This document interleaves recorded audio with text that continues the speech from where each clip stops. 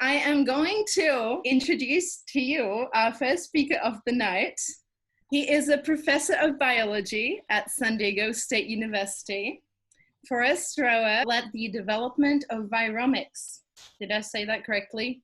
Yeah, good enough. Which involves isolating and sequencing the RNA, DNA from all of the viruses in a sample, a technique that helps to determine what type of viruses are present and what functions they are encoding. Forrest published over 200 peer-reviewed articles, has won many national and international awards, and is listed as one of the world's most influential scientific minds. He has also published 2 books, Coral Reefs in the Microbial Seas and Life of Our Phage World. And when I asked Forrest about a fun fact about himself, he said he used to ride cows. So I guess that technically makes him a professor cowboy. All right, over to Forrest. Okay. All right, everyone. This is always a little weird doing this. So if you have questions, please send them to Zed and feel free to interrupt me as we're going, okay? That way it's especially something that's not clear or I use a term that isn't. All right, so everybody's probably tired of viruses right now, so I'm going to tell you about some good viruses and not linger too much on the bad viruses. So viruses, why do we study them? Well, they're actually the most common, we call them life forms or biological entities in the biosphere. To give you a feel, there are about 10 million viruses per mil of seawater, and somewhere between 100 to even a billion viruses per gram of soil or sediment. So they're really super abundant. They're also the most abundant thing in your own body. So they live both inside your cells as well as on your teeth and in your colon and on your skin and so forth. They're also the most diverse life forms on the planet. There's at least 100 million different species of them. And most of them are completely uncharacterized. So they're, from a biology point of view, they're really fun.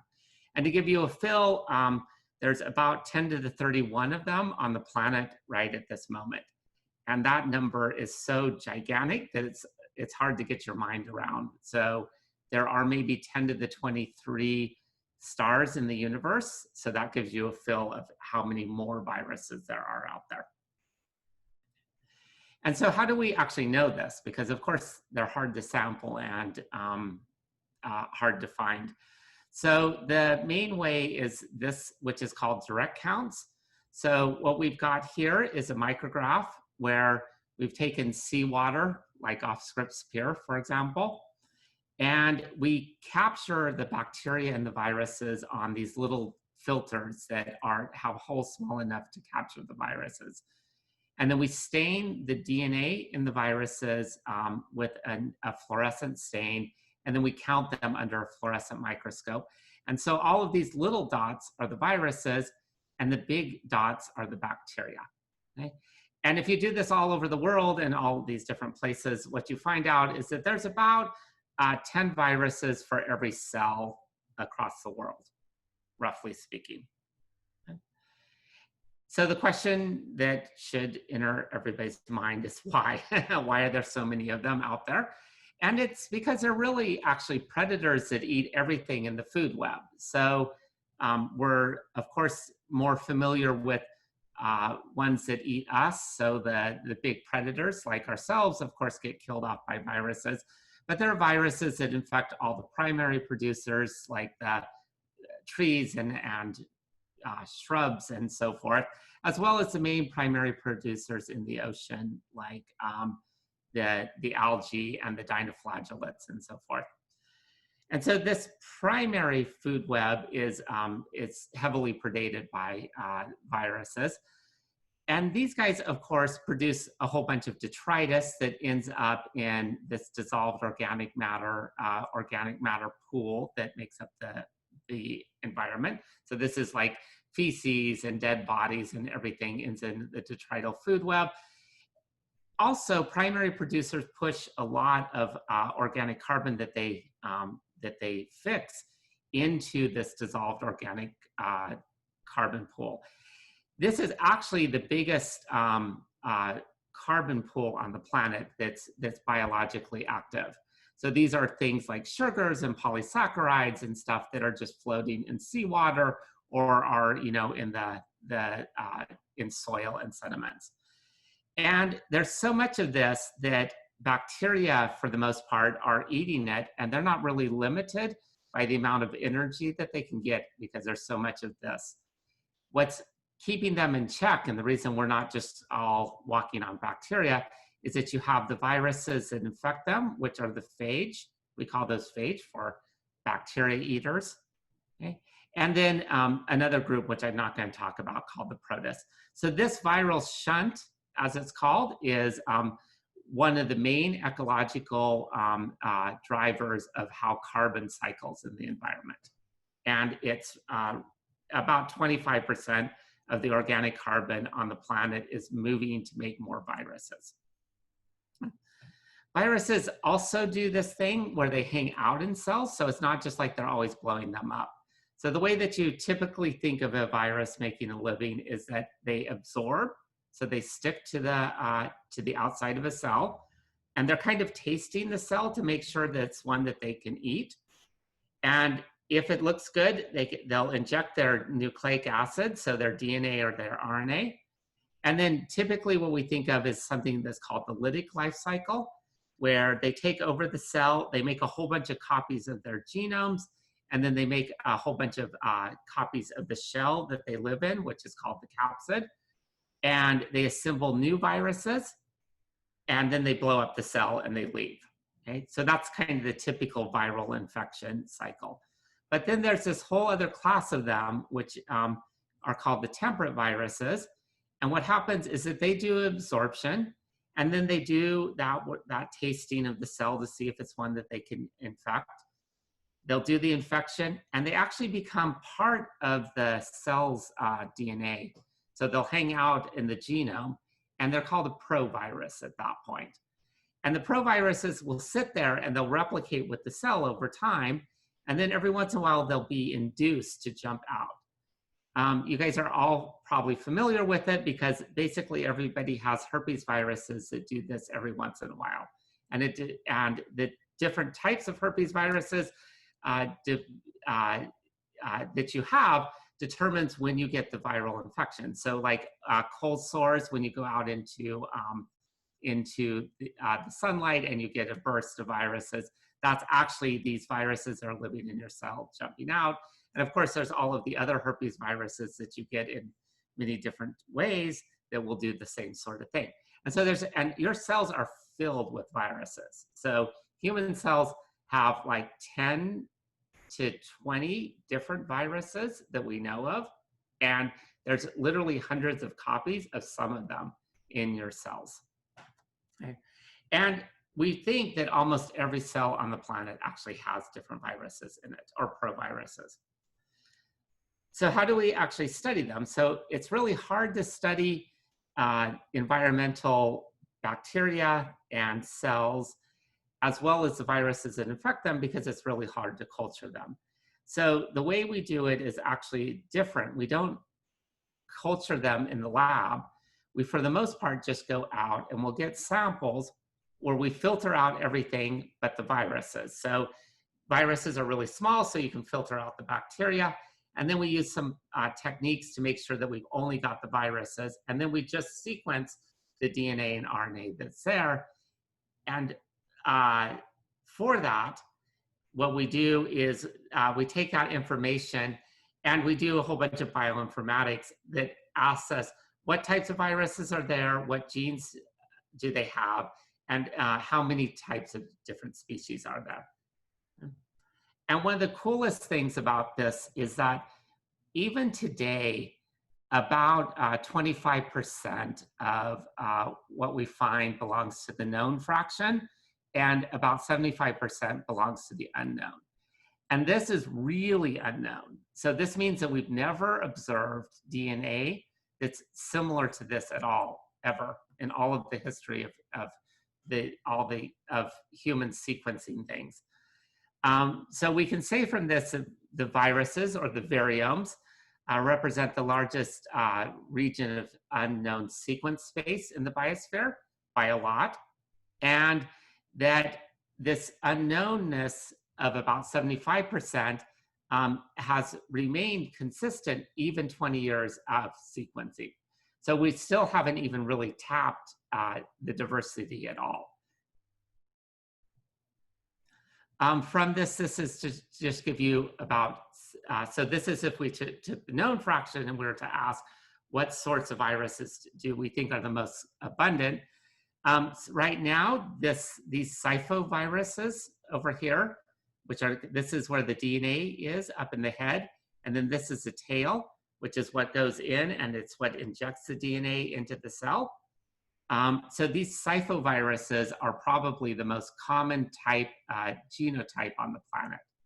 These are probably the most successful life forms out there. Okay. To give you a feel about how high the diversity is, this is just some data, and all I want you to really look at are these numbers here. This is a way of measuring diversity. And, you know, everybody talks about how diverse beetles are, right? Everybody's like, oh, beetles are super diverse. On this sort of scale, rainforest beetles are about a 3.6. So this is a log scale. And viruses are somewhere about 7 up to maybe 9. So their diversity is just like crazily high compared to everything else out there by really orders of magnitude. So what about in humans? So this is a study where we looked at them in monozygotic twins. So monozygotic twins versus their mother. And what's interesting about how you get the microbes and the viruses that live in your body is that you're born pretty sterile, and then you acquire them from your surroundings. So you often get them from your mother, actually, your bacteria at least. And so what we know is that households tend to have similar bacteria living in their guts, so in their fecal matter. And it's mostly oral fecal derived. So that's how you get it, and you get it from the people around you when you're a kid. And so the bacteria you have are pretty related if you're a monozygotic twin overall. But when you look at the viruses, it's not true. In the case of the viruses, it still looks like they're completely different. So this is the same, oops, I just messed up. So this is the same sort of study. We're just gonna go in, we take feces, we filter it, and all of these other great things to just get the viral community. And then we ask what sort of genes are there and what sorts of viruses are there versus what sort of bacteria do we have. Same sort of technique. And what you will see is that down here are the genes that are encoded by the bacteria. And really the bacteria that live in your guts, even though you hear all these things about them, they tend to be about the same. They're not really different from person to person, and they're not really that different amongst a family either. Viruses, on the other hand, are completely different, right? So this is just showing what the viruses are encoding. And you can kind of see this is like a twin 1, and this is twin 2, and then this is the mother. And what you'll see, if you look closely, you'll notice that really an individual has viruses that are very similar over time, but it's very different from even their monozygotic twin and their mother. So there's something very unique about viruses for every person. And roughly speaking, about 80% of the genetic difference between you and another person is basically the viral fraction living in your gut. And these guys are doing really cool things for your body. So they actually serve as an immune system. And so how that works, so remember viruses kill bacteria. So what happens is that the phage, so the viruses that kill bacteria, live on the mucosal surfaces. And then when a bacteria tries to get into the epithelial, invade your body, they actually will kill off the bacteria. So it's actually an immune system that's derived from the viruses. And this immune system, which we call bacteriophage adherence to mucus, or BAM, is as diverse and as abundant as your B cells and your T cells, which is your normal immune system that people talk about. Okay. So if you want to learn anything more about this, these are the you can get a free book. You don't even have to go out into the COVID world to get it. And this talks about a lot of the phages and stuff in the world. And then I'll go to a little bit about the nasty virus. So right now, these techniques, of course, are how we study viruses like the SARS virus. And in fact, when the first SARS came out, people from Singapore and from China came to SDSU to learn how to be able to look at these viruses and how to culture them, and to sequence them and so forth. And right now we're running a project, my lab and a mathematician at SDSU, where we're looking at viruses in the city. So what we're doing is we're having people go out, and they're going out and they're swabbing different surfaces, and then they put them into something called Trizol, which destroys the virus but keeps the genetic material intact. And then we bring it back to the lab, and we start looking to see where do we actually find the SARS virus that's causing the COVID, the disease. And that's because we've heard lots of things about, oh, COVID is everywhere. And this is kind of the rationale. So I think most virologists would tell you that we don't really think that you're getting that very often from surfaces. It's really a respiratory virus, and we really do think it's mostly people spreading it from each other.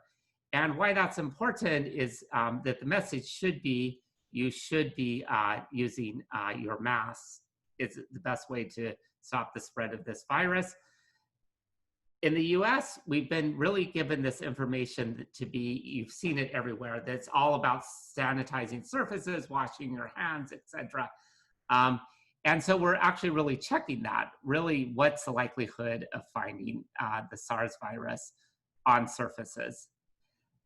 The other hope is that we'll be able to predict, because even if these viruses are not common on surfaces, they will be more common when people are sick, because they'll be coughing and they'll be getting out there.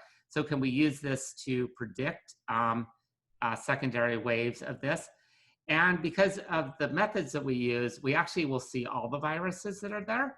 So the question, this methodology is good for looking at other viruses in the city. One of the viruses that we would expect to move through surfaces is actually the hepatitis virus, which we have had problems in San Diego with. So this will give us a view of how the city looks. Up to this point, the citizen scientists and so forth have collected, I think we're at about 1,500 different samples have been collected through the city, and we're working through them. If you're actually interested in doing anything like this, you can sign up at this website, which is where you can get the details. And with that, I'll take any questions.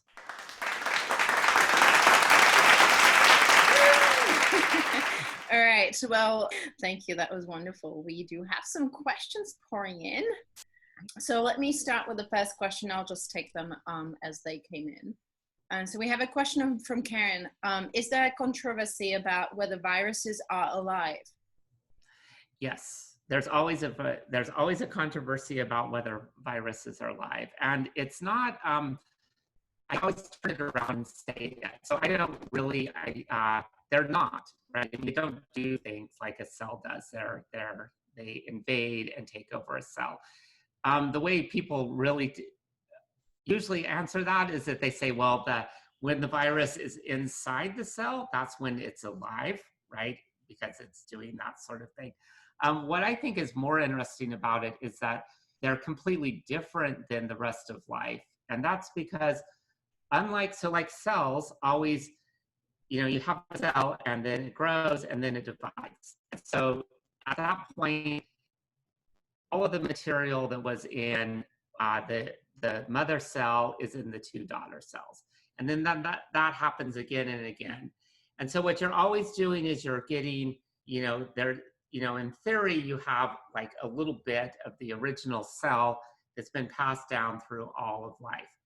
Viruses are completely different because when they go in and infect a cell, nothing goes from one viral generation to the other, nothing that's material. So they're only an idea or they're only a bit of information that's moving around the biosphere. So they're really information. And you can do this experiment. It's really kind of fun because you can just sequence a virus.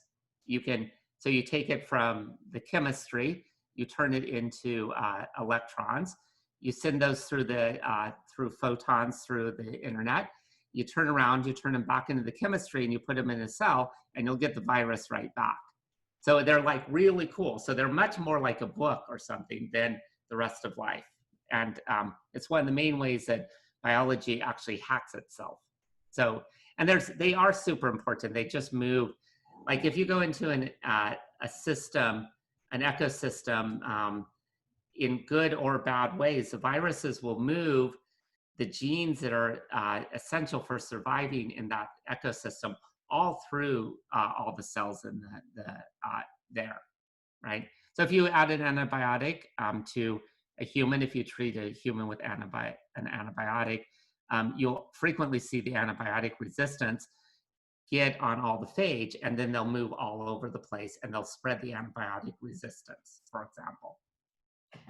There is another question from Jeremy. Is the viral shunt the same thing as the microbial loop in surface waters of the ocean?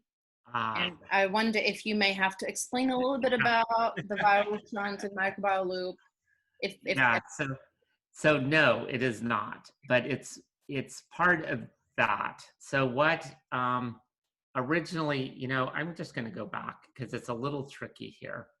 So there is a very famous scientist from San Diego named Farouk Azam, who's at Scripps Institution of Oceanography, and he was my postdoc advisor. So that's he's an amazing guy. And back in the early 80s, so like in 83, we really didn't think about bacteria very much as being important in the environment. So now we know they dominate the way things move in the environment, but back then nobody really believed that. Everybody believed it was bigger things. And so Farouk published this paper which proposed that there were the bacteria eating the organic carbon. So people had started to measure the organic carbon, and they knew that there was a lot of it out there. And he came up with a method that showed that they ate the organic carbon, and that was called that loop between just the bacteria and the organic carbon was called the microbial loop, or the marine microbial loop. As soon as people found that or saw that that was important, they started looking for, well, if you have a whole bunch of bacteria growing, you must have something eating the bacteria. And that's when people started finding the protists that engulf them and the viruses that blow them up. So the viral shunt was later, about 10 years later, actually. Okay. And so that's, instead of called the microbial loop, it's actually called the marine microbial food web nowadays. Great, thank you for explaining that. So when viruses mutate, do they move into the about 75% of unknown viruses? And if so, wouldn't that suggest that the percent of viruses that are unknown grows through time? Yeah, Yeah, great question, but The no. question from So Jared again. yeah, so the way that the algorithms that we use to determine if the piece of DNA that we're finding in the environment matches something in the databases are they're very liberal at the level that we're looking. So it's not, I mean, yes, over the last several billion years, they've clearly mutated to this point where we can't recognize them. But the mutation rates at which they're happening in real time would not preclude us from knowing that they were the same virus. Yeah. They actually don't, actually don't mutate that much faster than cells, to tell you the truth. They can, but they for the most part don't. At least the DNA viruses. The RNA viruses can be faster. Yeah. We have a really interesting question. Are there viruses that are locked up in underground lakes, permafrost, and or glaciers? If there are, how could their release due to climate change and human impact affect populations? So this is a question that's related to climate change and the release of viruses. Yeah, so people are really interested in that. So they are totally happy in the permafrost, it turns out. So people have been able to culture viruses that are literally like maybe 10 to 15,000 years old, which is completely crazy when you think about it. So permafrost, very good.